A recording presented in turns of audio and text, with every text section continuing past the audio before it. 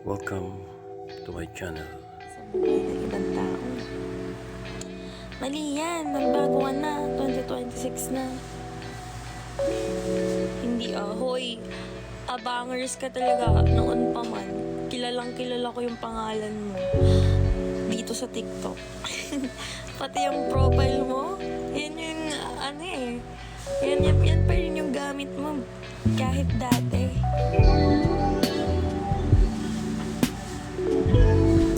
Alam mo, hindi ko na tinatopic yun dito kasi ayoko na ng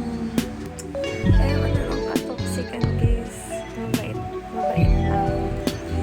Mabait naman talaga ako. Ginagawa lang nila akong bad. Sila talaga nag-iisal, ba't ako nag-iisal bahay? Ayun na yun, mabait na ako.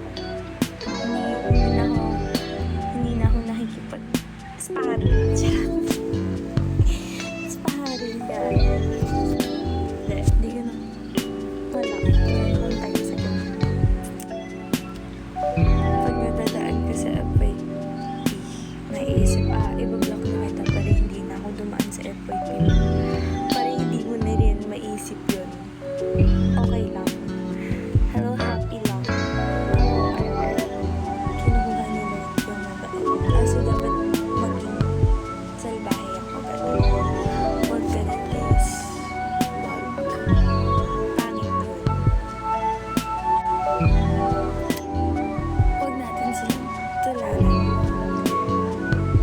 Pagkano po brace mo? Secret.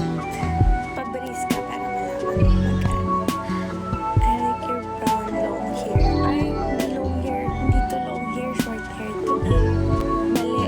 Mali ang pagkaka-describe mo sa hair ko. Wala.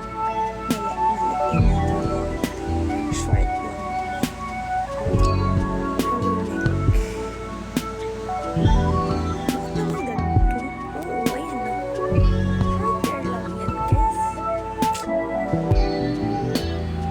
Bobcat this summer. Ayoko mag-bobcat. Di bagay sa akin. Nag-bobcat na ako before, pero hindi bagay. Nag-post ito sa FB. Actually, madami. Sobrang dami. Ginagamit yung pictures ko. Tapos, nilalagay sa page. Ganyan. Naging masahista nga ako eh. Tapos yung pangalan ko dun sa page, Christine. Yes po, Christine yung pangalan ko dun. Ewan ko ba? Nakaano kasi ako guys, na-public ako sa IG. Kaya nakukuha nila yung pictures. Oo, ayan na yung sinasabi ko.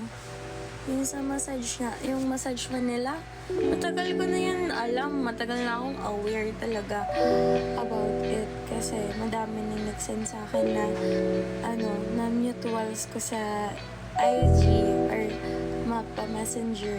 Sinachat nila ako na nakikita nga daw nila yung mukha ko doon. Siyempre, masascam kayo if hindi nyo ako talaga personally kilala. Pero pag kilala nyo ako personally or friend nyo ako sa social media, hindi kayo maniniwala, diba? Bibi nga paano naging Christine yung pangalan ko? Sige nga.